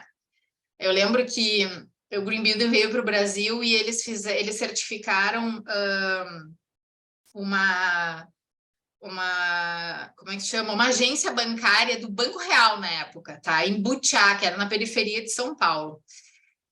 E, assim, eu lembro que eu fiquei espantada com o valor daquela obra, né? Porque naquela época, assim, a gente não tinha recurso de material para escolher. Hoje a gente consegue especificar material de início a fim da obra com certificação, sabe? A gente já tem na cadeia produtiva fornecedores que já têm essa preocupação, né? Então, assim, a gente consegue que todo o memorial descritivo do prédio contemple materiais que sejam sustentáveis, que tem um manejo sustentável, pelo menos, né? Então, assim, hoje não implica em custo, né? Se a gente fizer desde o projeto, implica em bastante custo se a gente não pensar nesses critérios desde o projeto. Se a gente tiver que demolir, que a gente tiver que adaptar, aí sim, quando a gente fala em retrofit, por exemplo, aí sim tem um custo alto. Ai, que legal, nossa, incrível, porque isso daí, imagina o argumento de venda que ele vai ter, né? Imagina o diferencial que ele vai ter no meio de tantos, né? Que faz... E sabe, Ivy, assim, que uma coisa que a gente acabou não falando, né? A gente atua bastante durante a execução da obra, porque a gente faz o projeto de gestão de resíduos, tá? Eu era louca para fazer. Eu queria aproveitar a água da chuva. Então isso é muito legal. E mesmo dos resíduos da construção civil também, né? Então, assim, olha, quando a gente escolhe um terreno para edificar, pensando na vida que as pessoas que habitarão esse edifício terão, assim, as facilidades que elas vão ter, né, de walkability, né? De fazer a vida a pé ali. A gente também está beneficiando os trabalhadores que vão edificar aquele prédio. Por quê? Nesse caso aqui, a 2 quadras tem um parque. Tá? Então, assim, horário de almoço, se o pessoal está afim, eles vão para o parque, sabe? Então, assim, a gente já começa a explorar, assim, não é explorar, não é a palavra certa, assim, a gente já começa a usufruir dos benefícios da localização desde a equipe de trabalho, sabe? Então, assim, isso é muito legal, sabe? A gente pensar que quando a gente faz uma edificação num lugar pensado, a gente não está só beneficiando quem vai ser o consumidor, o cliente final, a gente também está beneficiando o trabalhador que vai trabalhar ali, sabe? A gente está dando qualidade de vida no ambiente de trabalho dele também. Muito legal. Legal esse olhar. Eu trabalhei muitos anos também com incorporadora, tinha construtora incorporadora, mas na época eu não tinha tanto esse olhar, né? E estou achando muito, muito bacana essa forma que você trouxe, esse olhar para tudo isso. Legal, né? E a gente tem que entender que dá para fazer, né? A gente tem que tirar isso eu acho que é uma crença muito grande que a gente vem carregando, né? E dá para a gente fazer, porque eu fico pensando sempre no custo, porque quando eu fiquei pensando, nossa, como que ela faz para convencer, né? Porque é tudo custo, né? É custo, eles querem saber do quanto que eles vão lucrar. Então, quando eu penso assim, de você, como que eu queria ver você um dia fazendo, ofertando ali o projeto para ver para aprender como é que faz, porque não deve ser. Eu acho que agora está mais fácil, né? Mas acho que uns anos atrás você convencer, né? Porque é uma cultura, né? Que vem de muito tempo, né? A gente tem que educar o cliente. Duda, tu tem mais alguma lâmina para mostrar ou tu quer descompartilhar para começar o bate-papo? Vou descompartilhar. Isso. Daí agora a gente se enxerga melhor. Show! Aberta a perguntas. Muito obrigada, Duda. Ai, gente, muito obrigada. Desculpa se eu falei muito, porque eu sou realmente uma metralhadora empolgada. Duda, quando eu fiz a faculdade aqui e a gente estudou aquele livro Cradle and Cradle, e eles te dá uma vontade de jogar tudo que você tem fora e comprar tudo novo, né? E é caríssimo os produtos, os móveis, é tudo caríssimo, independente de ser da gente certificar o projeto ou não, a gente obter esses materiais.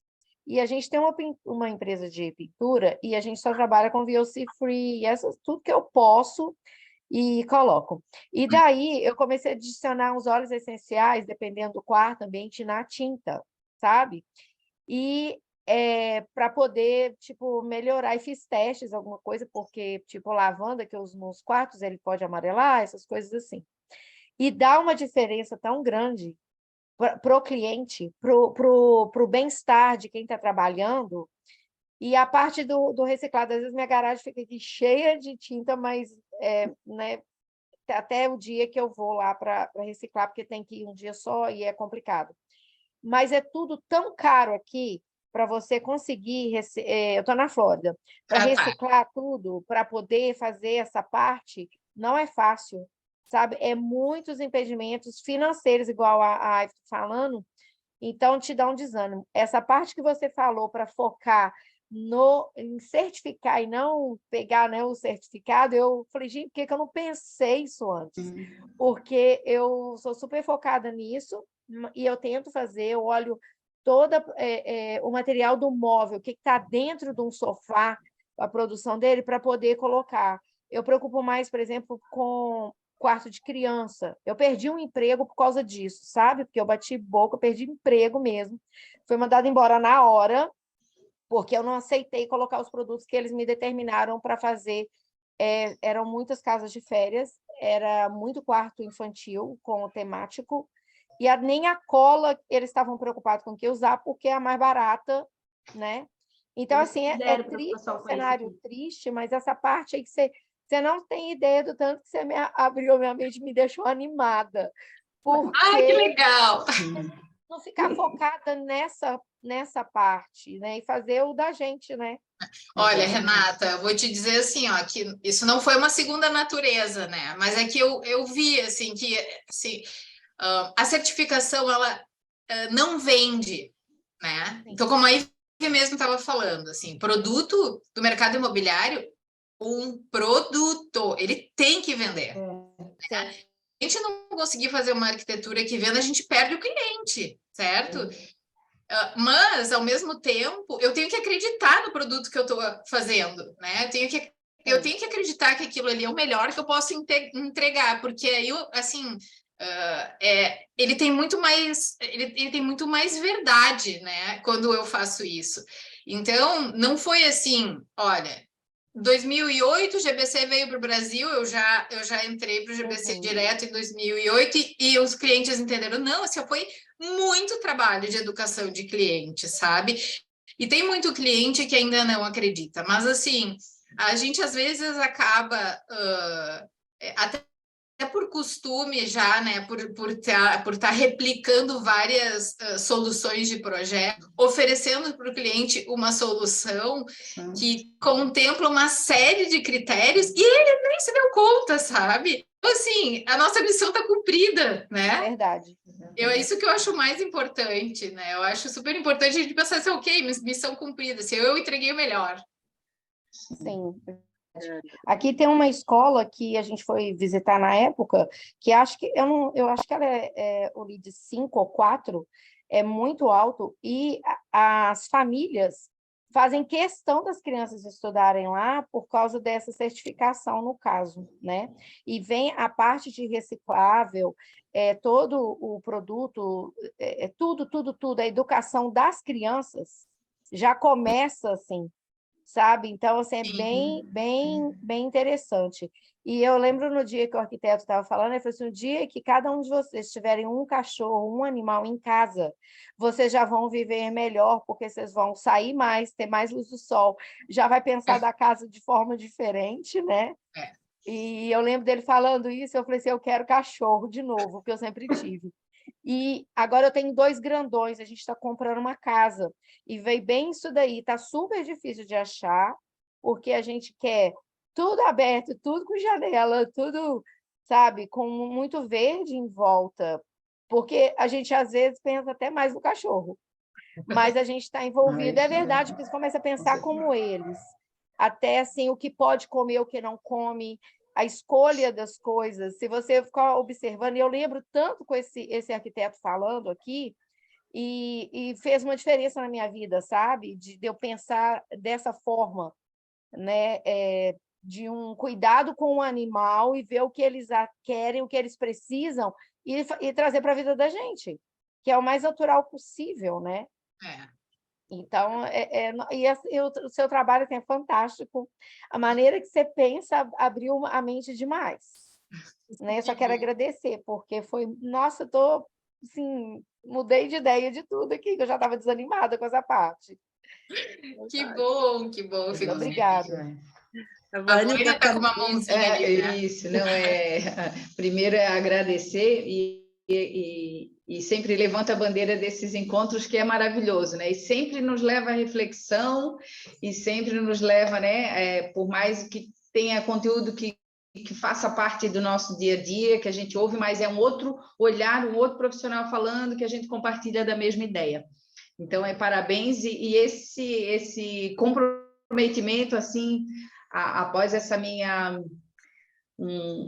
uma transformação como profissional e como pessoa mesmo, após o meu envolvimento com o design biofílico, hoje especialista no design biofílico, com esse todo olhar e essa preocupação de levar, tive a experiência de levar para 2 construtoras aqui, que eu sempre acredito também nesse ponto de partida, porque a construção civil é o ponto de partida de toda a transformação, né?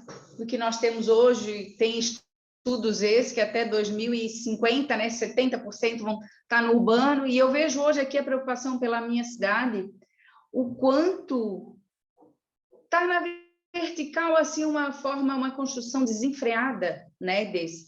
Então, de poder levar. Então, eu tive a oportunidade de fazer reunião com a construtora aqui, e, ao mesmo tempo, que eu me pego assim, que era para ser algo, não digo básico, mas que era para fazer parte da nossa natureza, que era para ser ali, e parece que tu está falando uma língua tão estranha, tão fora, parece, da realidade para eles, do que tu leva de toda a informação, que parecia que eu estava em outro mundo, né?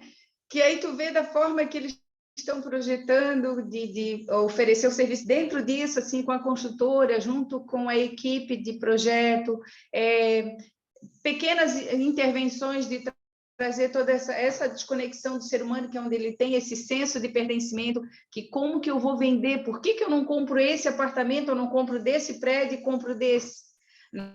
Então, levar esse olhar para eles, né, para poder trazer mais a questão mesmo, envolvendo o meu forte com a questão da biofilia, né, dessa reconexão do ser humano no ambiente construído. Então, isso dentro desse mercado imobiliário, que é mais um nicho, né? Mais uma área que a gente se sente, eu me sinto, na realidade, com obrigação. Eu até tive a oportunidade com a Ellen Firmina, aqui no nosso grupo, de bater um papo com ela, como que eu vou me posicionar hoje com essa transformação como profissional? Em que nicho? Daí elas, primeiro, tu tens que explicar o que tu faz, porque é tão... É inovador, né? O pessoal parece que eles estão tudo pensando diferente, não sei, né? De uma forma que automaticamente era para ser já vindo, né? Do que é a nossa natureza. Elas tu tens que posicionar para te mostrar o que tu faz, o que tu vai fazer. Se realmente, aí eu vou ter que falar com todo mundo agora, ter que ir nessa parte da questão da construção, a imobiliária, levar toda essa questão, que até eu falei, a questão do educar esse olhar para a chamada, pequenas ações assim, para às vezes a pessoa poder trabalhar a pé, o que ela pode, ou se ela não vai evitar o carro, que ela possa ir de bicicleta. Mas antes de tudo a gente tem que desconstruir todo esse status, toda essa formação que a pessoa tem, né, disso, porque precisa ir de carro a uma venda que fica ao lado. Ela precisa ir, né? Então, tudo isso a gente, como profissional, acaba ter que desconstruir tudo isso para poder trazer todo esse bem-estar, para gerar saúde, trazer todas essas evidências científicas que leva... aí te faz refletir como profissional e a gente vê que não são todos que estão... engajados, pensando dessa forma, que no fim a gente parece que, assim, que é tão automático, né? Pensando no ser humano, na saúde. Então, quando a gente se reúne assim em grupos, opa, está todo mundo falando a mesma linguagem. Sim, parece que eu tô vivendo, né, no real, assim, porque é desafiador. É muito desafiador. Mas sabe o que eu acho, Vani, que eu vejo assim, muito como se as pessoas estivessem num estado de stand-by, assim. Quando a gente fala que... Semana passada teve aqui em Porto Alegre o Raul Justilori, sabe? Aquele jornalista que escreve sobre arquitetura. Eu fui assistir a palestra dele, foi muito legal, assim, ouvir um jornalista falar sobre arquitetura. E uma arquiteta que estava na plateia, ela fez uma pergunta, e no meio da pergunta dela, ela falou que era muito difícil as pessoas falarem de arquitetura porque as pessoas não experimentam arquitetura. É diferente de falar sobre culinária porque as pessoas experimentam a comida. Uhum. Eu fiquei muito impactada com aquilo porque eu pensei, gente, a gente experimenta arquitetura o tempo inteiro. Eu estou dentro da arquitetura, aquele auditório era arquitetura, tudo era arquitetura, a gente experimenta arquitetura o tempo inteiro.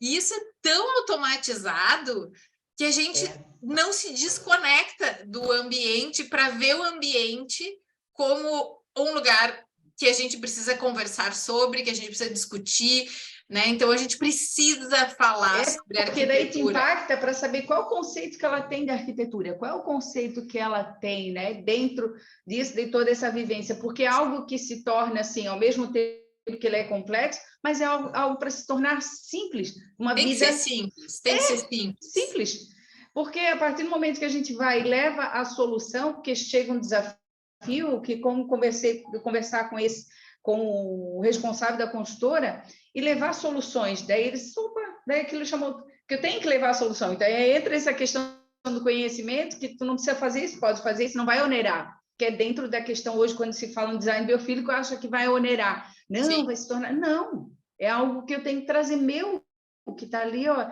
é linkar com as coisas do teu dia, que a pessoa não se dá conta, né, do que se torna aquilo ali simples, prazeroso e saudável, né, dentro da edificação. Eu acho que a gente precisa simplificar a maneira como a gente fala sobre arquitetura, porque senão as pessoas acham que elas não sabem falar sobre... Falar de arquitetura é falar de onde a gente está o tempo inteiro, né? Exatamente. A gente precisa simplificar essa fala, assim. A gente não pode falar arquitetês e aí criar essa barreira, né? Exatamente. Então, assim, o Raul Justilores, esse jornalista, ele falou uma coisa muito interessante. Ele disse, por que vocês acham que no GNT, por exemplo, tem 300 programas de culinária e tem 1 ou 2 de arquitetura que não tem nem 1/10 da audiência que os de culinária, né? Mas é porque, em determinado momento, as pessoas começaram a entender que era importante elas comerem comida de verdade, né? A gente chegou num momento assim tão absurdo de industrialização da alimentação que a gente precisou começar a falar sobre alimentação, né? E para ela se tornar uma coisa simples de se falar, sabe? Todo mundo fala sobre alimentação, né? E a arquitetura tem que chegar nesse lugar, sabe? Assim, nesse lugar de simplificar a maneira como a gente fala de arquitetura, porque tem que ser simples, é muito importante, né? É uma questão, eu sempre falo que é uma questão de saúde pública. Eu acho que tem que desglamorizar, eu acho, essa parte da arquitetura, né? Que quando as pessoas falam de arquitetura, elas sempre pensam só na estética, né? A primeira coisa que vem é a estética. Então, eu acho que isso tira um pouco da simplicidade, né? Porque a gente tem aquela ideia de que, novamente, do custo. Quanto custa para eu decorar? Quanto custa para eu reformar, né? E eu acho que é isso que dá essa sensação de que a arquitetura não é para todos. Tem gente que eu já ouvi falar, não, arquiteto não é para mim, não tenho dinheiro para isso, né? As pessoas têm essa crença. Exatamente, e sabe que eu fico em reflexão assim, esses dias eu estava pensando, a questão quando a gente vê até do humor, vamos pegar nesses conjuntos habitacionais, ou tu vai para o morro, faz uma coisa que ele é colorido, ele tem cor, ele tem vida. Olha a situação financeira que as pessoas vivem, mas vivem felizes. Não vou dizer que amam estar naquele lugar, mas buscam uma forma de se adaptar àquela toda forma da vida, uma forma simples, que ela tem cor, tudo isso onde envolve, né? Toda essa questão. Eu tive a experiência que até eu questionei até com amigas que estavam comigo em relação a ambientes, que tem esse ambiente que envolve um restaurante com toda a estética, bonito. A diferença da minha percepção ao entrar num ambiente desse, um ambiente que ele me proporciona elementos naturais, como tem ali a madeira, a diferença, o que tu sente? Tu se sente mais seguro. Por quê? Porque eu faço parte da natureza. E mesmo que eu entre num ambiente bonito, mas ele me causa ir num lugar que tu fica nessa prosêmica, tu fica meio assim, onde é que eu vou me sentir seguro? Intimida, né? Te intimida, até eu me socializar. Mas a partir do momento que eu entro num lugar, num restaurante requintado, mas que ele tem toda a natureza em volta, ele te deixa bem. Não importa o custo dele, mas ele te deixa bem. Ele pode ter um custo elevado ao tipo da comida, uma coisa, um restaurante, mas ele te deixa bem. Então, essa percepção, esse olhar que a gente busca para levar, né, para trazer e ver a necessidade do quanto que tem toda essa questão da natureza, essa coisa que a gente fala, que às vezes do ar puro, que às vezes até o público fala, parece que a pessoa, assim, o simples fato de tu abrir a janela da tua casa, o simples fato da luz natural, que para eles que parece se perdeu o valor, né? Ou ele se tornou tão simples, tão fácil acesso, que acaba não se dando ou até a falta de conhecimento, assim, né? Da importância de se ter a luz natural, de se ter o ar puro no ambiente construído, né? Hoje eu vi uma postagem da nossa colega Paula, que diz que o simples impacto... Ó, tá aqui, ó. Opa. Eu achei tão legal, Paula, que eu disse, é isso. Né? E vocês começaram a falar simples ali, e eu lembrei na hora, né, do que ela colocou. É muito bacana. É que a arquitetura, eu acho que hoje em dia as pessoas, elas, não só quem não tem o conhecimento, que seja de uma classe que não tem estudo, mesmo quem tem, não tem o conhecimento da arquitetura. E aí, quando você começa a explicar o que é arquitetura para as pessoas, elas ficam ao mesmo tempo maravilhadas, tipo, meu Deus, é isso? E aí elas ficam, mas isso dá para todo mundo? E é um novo mundo que se abre, assim, que quando você vai, mesmo em loja de material de construção, aquela pessoa que está ali, ela sequer entende de arquitetura, você tem que explicar o explicável, né? E agora você imagina o mundo hoje mesmo. Eu fui no dentista e a recepcionista, né, falou assim, eu perguntei para os meus filhos que cor que eles queriam, e um escolheu laranja, outro escolheu azul, então pintei metade da minha casa de laranja, metade da minha casa de azul, e eu não estou mais aguentando morar lá. Eu fico imaginando ela morando lá, tadinha, metade da casa azul, da metade de laranja, que eles pintaram até o teto. Aí eu expliquei para ela, eu falei, não, você tem que fazer assim, assim, assim, e ela falou, mas tem isso, mas tem aquilo. Aí eu falei, isso impacta no sono, que ela falou que ela não consegue mais nem entrar na casa dela, metade laranja, metade azul, aquele azul forte, né? Olha a responsabilidade das informações que a gente passa. Eu acho que a gente tem, isso que que a gente está fazendo aqui, a gente precisa replicar para todo mundo, porque a gente tem também como arquitetos, como pessoas que entendem o impacto e como isso influencia na vida, na história das pessoas. A gente precisa trazer isso para todo mundo, né? Parabéns. Essa questão do conhecimento. Eu tive a oportunidade de ter uma construtora aqui que leva todo esse conceito, trazer, que eles começam o conceito de sustentável e o conceito de saudável, né? Dali. Ela disse, não, porque a gente vai ter horta, vai fazer isso. Tem, mas tu tens todo o recurso, está oferecendo, mas para que tu está oferecendo? É importante saber o para quê. Quem vai receber e por que ela vai receber. Então, a partir do momento que eu passo a conhecer o efeito, o benefício que existe uma horta, com certeza ela vai ser vista de outra forma. Né? Eu sempre falo, é a mesma coisa que eu dar uma receita de um remédio e não saber para que ele serve. Então, a gente, como profissional, eu sempre coloco como instrumento para que possa levar esse conhecimento. Qual o benefício de ter uma horta num condomínio? Né? Para que tu faz? Ela é despesa ou ela é investimento ali para ti? O que os moradores ali... A questão hoje que entra, bato muito com o hall dos tipos. Né? O porquê? Para que ele precisa ser um hall de hospital? Né? Com aquele conceito que vem... É a entrada da minha casa.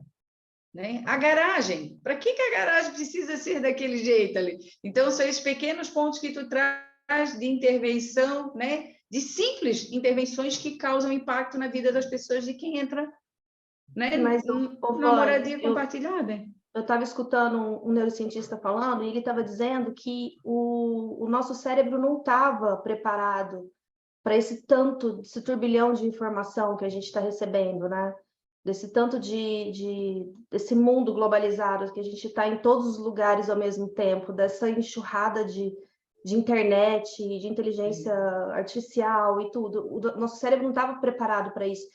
E aí, se a gente olhar para trás, a gente lembrar que há pouco tempo que a gente está dando importância para o autoconhecimento. E eu acho que isso é muito importante, porque quando a gente vai aplicar a neuroarquitetura, não tem como a gente não passar primeiro pelo autoconhecimento, porque senão a gente não vai conseguir fazer com que o outro enxergue, e a gente não vai ter empatia com aquela pessoa que um dia a gente já foi assim, um dia a gente já foi assim, um dia a gente também não percebia o ambiente. Então, imagina quanto trabalho a gente vai ter, são quantas gerações que vêm vindo nesse modo mental, vivendo ali sem perceber o espaço. Então, imagina. Não acredito que não perceba. Eu acredito que perceba, mas a questão é de ter o sentido da percepção. Hoje eu consigo explicar, né, para a pessoa por que eu falo uma coisa com, às vezes, o cliente, é por isso, então eu sinto isso, eu sinto dessa forma, não, eu percebo.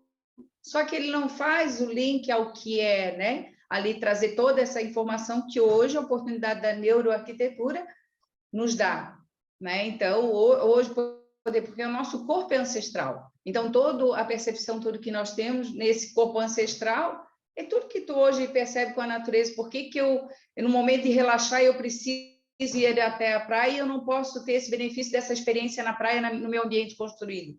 Então, tem toda essa contextualização que é o que a gente traz hoje, né? Como profissional, para poder fazer trazer essa associação para a pessoa, para que ela possa absorver e dizer, poxa, é simples, realmente eu sinto isso.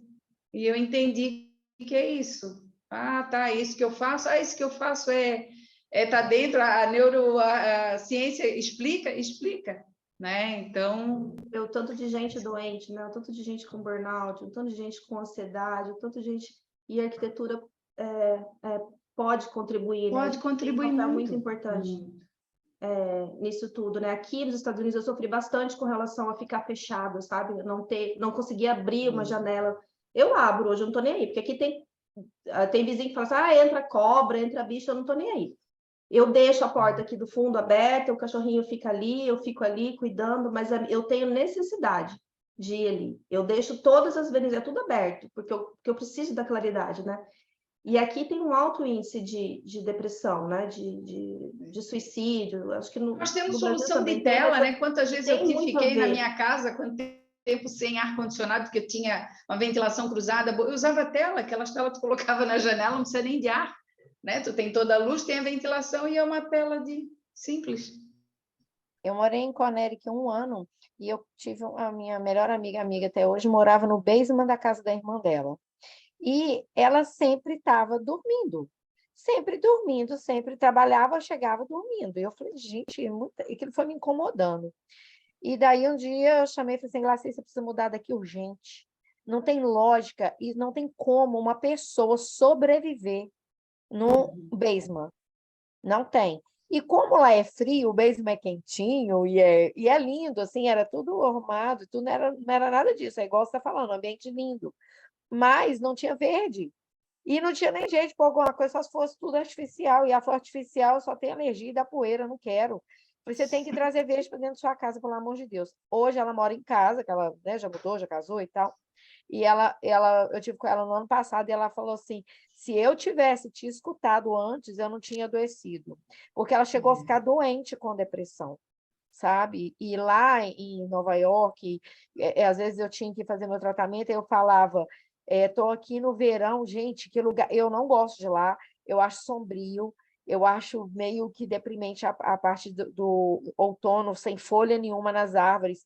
E aí eu chegava aqui, o calor, o sol rachando, né? Eu falei assim, o que esse povo faz morando nesse lugar? E dá para você sentir a diferença do seu bem-estar. É evidente, não tem como a gente viver enclausurado, né? Vamos assim dizer. Às vezes eu me pego, será que eu estou sendo repetitiva? Isso, né? Mas a gente pensa, o óbvio precisa ser dito, porque muitas vezes o óbvio, eles não estão compreendendo o óbvio, né? Que tu fica a gente acha que todo mundo sabe, né? Não. E deixa para lá. E não é. Gente, estamos aqui há 2 horas! Eu só Duda! Aí, tá vendo a mania que a gente tem de ficar? Se deixar, nós tricotamos. Quem tá aí quer abrir as câmeras para nós tirar uma fotinho? Quem agora, tinha muita mais gente que já teve que sair, que eu sei que sempre tem. Vamos. Sim. Ai, que legal. Oi, Rosi. Acho que não estou com muita vontade de abrir. Bom, vou tirar uma fotinho. Daqui a pouco, olha o sorriso. Não estou conseguindo abrir a minha câmera. Alejandra, quietinha, eu nem falou nada. Ei, Alejandra. Saiu a minha voz. Tua voz está saindo na foto. Elô, está abrindo a câmera. Oi, Elô. Não tem imagem, mas tem voz. Vou tirar mais uma. Se alguém mais abrir, eu tiro, mas senão está tudo certo. A Sandra lembra, gente, eu sempre esqueço de tirar foto. Eu lembro. Eu lembro até dos cursos que eu faço, daí depois me pergunta, tirou foto que eu esqueci. Eu acho que faz parte, né? Esse registro, a gente lembra depois, é tão bom, né? Legal. Ai, gente, muito obrigada. Muito Fantástico, obrigada Duda, mesmo. fantástico. Nossa, muito, bom. muito obrigada. Sandra, obrigada mesmo. Muita generosidade, assim, abrir esse espaço para a gente compartilhar as nossas experiências. Muito obrigada mesmo. Ai, mas acho Muito que- obrigada, Duda. Obrigada, Nossa, Duda. eu Obrigada, agradeço Sandra. Obrigada a pelo todo tempo. mundo. Ai, Amei. Um beijo. gente. Beijo. Até o próximo. Tchau, gente. Obrigada, Duda. Tchau. Próximo.